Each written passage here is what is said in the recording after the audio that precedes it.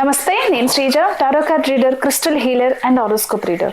ఈ ఎపిసోడ్స్లో మనం ద్వాదశ రాశులకి సంబంధించిన అందరికీ కూడా అన్ని రాశులకి టారో కార్డ్ ప్రెడిక్షన్స్ ద్వారా ఎలా ఉండబోతుందో చూద్దాము. అలాగే మీలో ఎవరికైనా సరే టారో కార్డ్ రీడింగ్ కోర్స్ కానివ్వండి, క్రిస్టల్ హీలింగ్ కానివ్వండి, learning about crystal, switch word therapy, manifestation techniques కానివ్వండి, ఇలా ఎవరైనా నేర్చుకోవాలనుకుంటే స్క్రీన్ మీద కనిపిస్తున్న నెంబర్స్కి కాల్ చేసి మీరు క్లాసెస్కి సంబంధించిన వివరాలు అడిగి తెలుసుకోవచ్చు. అలాగే క్లాసెస్కి రిజిస్ట్రేషన్ చేసుకోవచ్చు. దాంతోపాటుగా ఎవరైనా సరే certified and natural non heated gemstones కావాలనుకున్నా, క్రిస్టల్స్ కావాలనుకున్నా, క్రిస్టల్ బీడ్స్ కానివ్వండి, జెమ్ స్టోన్ జ్యువెలరీకి సంబంధించిన ఐటమ్స్ కానివ్వండి, మనకు కావాలనుకున్నా కానీ ఇదే నెంబర్ మీద సంప్రదించవచ్చు.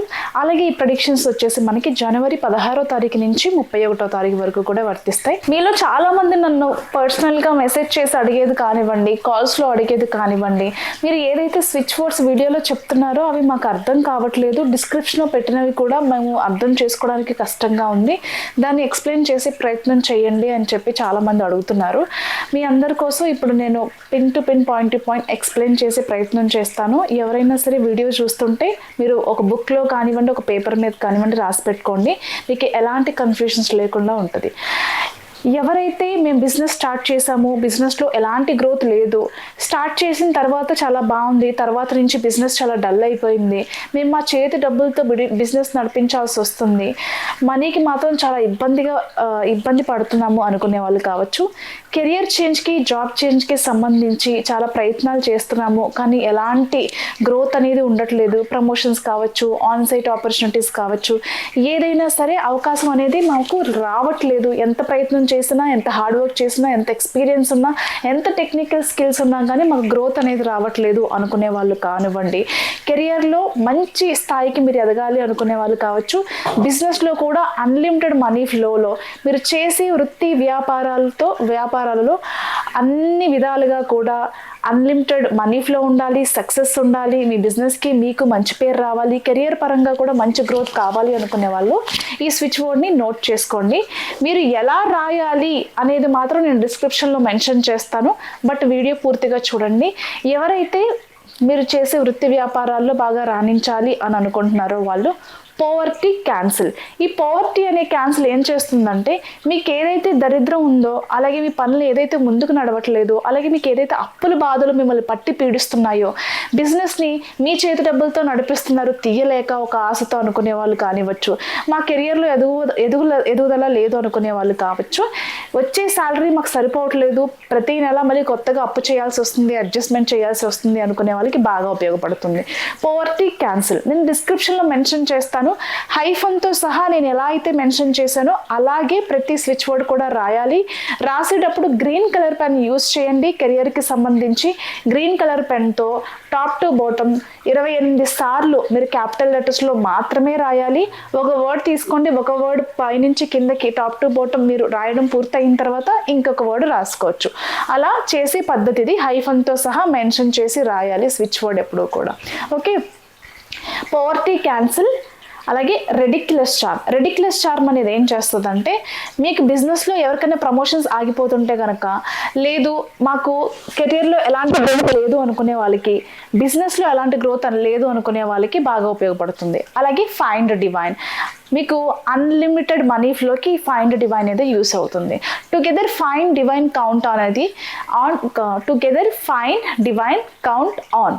ఈ వర్డ్ వచ్చేసి వచ్చిన డబ్బులు మీరు రైట్ టైంలో ఎక్కడ ఇన్వెస్ట్ చేయాలో, మీకు డబ్బు అనేది వృధాగా ఖర్చు కాకుండా మీకు హెల్ప్ అవుతుంది అనమాట.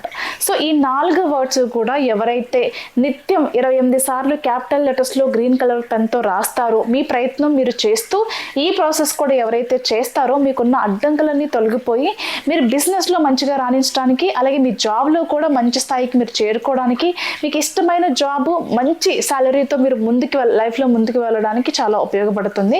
నెక్స్ట్ రిలేషన్షిప్కి సంబంధించి కూడా సేమ్ ప్రాసెస్ నేను డిస్క్రిప్షన్లో మెన్షన్ చేస్తాను. సేమ్ రిలేషన్షిప్కి సంబంధించి మీరు రెడ్ కలర్ పెన్తో రాయాలి. ఏం వర్డ్స్ అనేది నేను డిస్క్రిప్షన్లో మెన్షన్ చేస్తాను, ఆ రకంగా ఫాలో చేయండి. ఈ రిలేషన్షిప్కి సంబంధించిన వర్డ్స్ చూసుకుంటే కనుక ఎవరైతే మాకు పెళ్ళయింది, ఇద్దరి మధ్యలో అన్యోన్యత లేదు కానీ ఇష్టం ఉంది, ఒకరికి ఇష్టం ఉండి ఇంకొకరికి ఇష్టం లేకపోవడం కానివ్వండి, స్టార్టింగ్లో చూపించిన ప్రేమ ఆప్యాయతలు ఇప్పుడు మిస్ అవ్వటం కానివ్వండి, లేకపోతే మీ ఇద్దరి మధ్యలో థర్డ్ పర్సన్ ఇన్వాల్వ్మెంట్ ఎక్కువైంది, అత్తమామలు వేధింపులు కానివ్వండి, వేరే వ్యక్తి ఉన్నారు మీ లైఫ్లో అనుకునే వాళ్ళు కానివ్వండి, లవ్ రిలేషన్షిప్లో ఎవరైనా సరే పెళ్ళికి వెళ్దాము అని అనుకున్నారు కానీ అనుకోకుండా మీ పార్ట్నర్లో కొన్ని చేంజెస్ వల్ల అది ముందుకు వెళ్ళట్లేదు, లవ్ రిలేషన్షిప్ కొంచెం ప్రాబ్లంలో ఉంది అనుకునే వాళ్ళు కానివ్వండి, నేను డిస్క్రిప్షన్లో ఫర్ లవ్ అని, ఫర్ మనీ అని, ఫర్ హెల్త్ అని, ఫర్ గుడ్ ఎడ్యుకేషన్ అని అన్నీ మెన్షన్ చేస్తాను. లవ్ కోసం అయితే రెడ్ కలర్ పెన్ యూస్ చేయండి లేదా పింక్ కలర్ పెన్ యూస్ చేయండి. మనీకి సంబంధించి గ్రీన్ కలర్ పెన్ యూస్ చేయండి. హెల్త్కి సంబంధించి గ్రీన్ కలర్ పెన్ కానివ్వండి, బ్లూ కలర్ పెన్ కానీ యూస్ చేయండి. ఏ స్విచ్ బోర్డ్ రాస్తుంటుంటే కనుక ఆ స్విచ్ బోర్డ్కి సంబంధించిన కలర్స్, ఆయా స్విచ్ బోర్డ్స్ నేను డిస్క్రిప్షన్లో ఖచ్చితంగా మెన్షన్ చేయిస్తాను. అలాగే గుర్తుపెట్టుకోండి, మీరు ఏ ప్రాసెస్ చేస్తున్నా, ఏ రకం పెన్నరతో రాస్తున్నా సరే క్యాపిటల్ లెటర్స్లో మాత్రమే రాయాలి. టాప్ టు బాటమ్ క్యాపిటల్ లెటర్స్లో మాత్రమే రాయాలి. ఖచ్చితంగా ఒక్కొక్క వర్డ్ 28 సార్లు రాయాలి. నేను ఏదైతే ఇక్కడ మెన్షన్ చేస్తానో అవి యాజ్ ఇట్ ఈస్గా రాయాలి. మీరు రాయడం కంప్లీట్ అయిపోయిన తర్వాత ఒక్కొక్క వర్డ్ని 109 సార్లు జపం చేయాలి. ఓకే, మీరు రాయడం పూర్తి అయిపోయిన తర్వాత ఒక్కొక్క వర్డ్ని 109 సార్లు జపం చేయాలి. చాలా క్లియర్గా చెప్పాను, డిస్క్రిప్షన్లో మెన్షన్ చేస్తాను, ఇంకొకసారి చూసుకునే ప్రయత్నం చేయండి. Thank you so much. సింహరాశి టారో కార్డ్ ప్రెడిక్షన్స్ చూద్దాము. సింహరాశికి సంబంధించి డెసిషన్ మేకింగ్లో చాలా వీక్గా ఉంటారు. ప్రతి విషయంలోని కన్ఫ్యూషన్కి లోన్ అవటం, ప్రతి విషయంలోని తీసుకున్న డెసిషన్ మార్చడం కానివ్వండి, ఏదైనా ప్లాన్ చేసుకుంటే దాన్ని డిలే చేయటం కానివ్వండి, ప్లాన్స్లో కొన్ని మార్పులు చేర్పులు ఆకస్మికంగా చేయటం కానివ్వండి, ఇలా చేస్తూ ఉంటారు. మీ మనసు కానివ్వండి, హార్ట్ కానివ్వండి కొంచెం కన్ఫ్యూజన్కి లోన్ అవుతూ ఉంటాయి. ప్రతి విషయంలోనే కొంచెం మీరు అనుకున్న పనులు ఆలస్యం అవడం జరుగుతుంది. అది కూడా మీరు చేసే ఆలోచన వల్ల, సడన్గా ప్లాన్స్ మార్చడం వల్ల. దయచేసి ఈ విషయాన్ని గమనించండి. ఇకపోతే ట్రావెల్ చేసేటప్పుడు కానివ్వండి, ఏదైనా జర్నీస్కి, టూర్స్కి, ట్రిప్స్కి వెళ్ళినప్పుడు కానీ జాగ్రత్తగా ఉండండి. అలాగే అనారోగ్య సమస్యలు ఎవరికైనా ఉంటే కనుక దయచేసి అస్సలు అశ్రద్ధ చేయకండి. ఈ టైంలో యాక్సిడెంట్స్ అవ్వడం, ఆరోగ్యం క్షీణించడం, హాస్పిటల్ వరకు వెళ్ళి అక్కడ జాయిన్ అవ్వడం, ఇలాంటి కొన్ని డేంజర్ సిచ్యువేషన్స్ అన్నీ కూడా కనిపిస్తున్నాయి. మరీ ముఖ్యంగా యాక్సిడెంట్స్కి సంబంధించి మీరు ఎవరైతే కుటుంబ సభ్యులు కానివ్వండి, మీరు కానివ్వండి కొన్ని రకాల ఇబ్బందులతో, ఆరోగ్య సమస్యలతో ఇబ్బంది పడుతున్న వాళ్ళు ఎవరైతే ఉన్నారో దయచేసి ఇన్ టైంలో దానికి సంబంధించిన ట్రీట్మెంట్ కానివ్వండి, లేకపోతే డాక్టర్ని సంప్రదించడం కానివ్వండి చేయండి, మర్చిపోవద్దు. కొన్ని విషయాల్లో మరీ ముఖ్యంగా ఆరోగ్యానికి సంబంధించి, కొన్ని ట్రాన్సాక్షన్స్కి సంబంధించి చాలా విషయాల్లో కన్ఫ్యూజన్కి ఏదైతే లోన్ అవుతున్నారో అది కొంచెం స్ట్రెస్గా మారే అవకాశం ఉంది.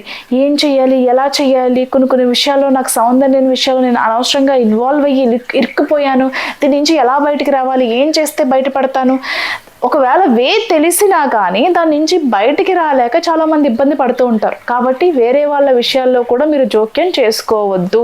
మీ ఆరోగ్యం మీద మాత్రమే శ్రద్ధ పెట్టండి.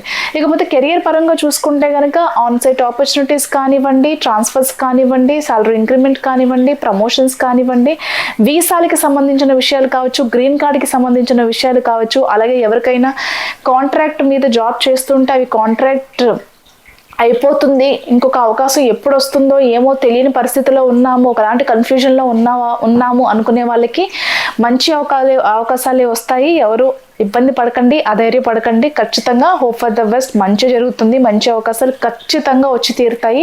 అలాగే ఫారిన్ ఇన్వెస్ట్మెంట్స్కి సంబంధించి చూసుకుంటే కనుక ఎవరైనా అక్కడ బిజినెస్ చేయాలనుకున్నా, ఎన్ఆర్ఐ ఇన్వెస్ట్మెంట్స్తో ఇక్కడ బిజినెస్ స్టార్ట్ చేయాలనుకున్నా కానీ చాలా అనుకూలంగా ఉండబోతుంది. ఇక బిజినెస్ పరంగా చూసుకుంటే కనుక పార్ట్నర్షిప్ బిజినెస్లో ఉన్న వాళ్ళకంటే కూడా స్వతహాగా సొంతగా తన బిజినెస్ని నడిపించుకునే వాళ్ళు ఎవరైతే ఉన్నారో వాళ్ళకి చాలా అద్భుతంగా ఉండబోతుంది. కొత్త ఐడియాస్తో ఇంకా జనాకర్షణని ఎలా పెంచుకోవాలో, మీ బిజినెస్ని ఎలాంటి ఆఫర్స్తో మీరు బిజినెస్లో జనాల్ని బాగా అట్రాక్ట్ చేయాలో ఆ విషయాల మీద ఎక్కువ కాన్సన్ట్రేట్ చేస్తారు. అలాగే ఎవరికైనా సరే పబ్లిక్ సెక్టార్లో కావచ్చు, ప్రైవేట్ సెక్టార్లో కావచ్చు, గవర్నమెంట్లో కానివ్వండి, ఎవరైనా సరే పదవులకి ఆశిస్తున్నట్లయితే కనుక, ఏదైనా మీకు అవకాశం కోసం ఎదురు చూస్తున్నట్లయితే కనుక ఖచ్చితంగా ఒక పవర్ఫుల్ స్థానాన్ని మీరు దక్కించుకుంటారు. ఖచ్చితంగా ఒక మంచి స్థాయి గుర్తింపు అయితే కనిపిస్తుంది. మిమ్మల్ని జనాలు మీ మాటల వల్లనో, మీ స్పీచ్ల వల్లనో, లేకపోతే మీరు చేసే సేవా కార్యక్రమాల వల్లనో మీకు మంచి గుర్తింపు అయితే లభిస్తుంది. All the best.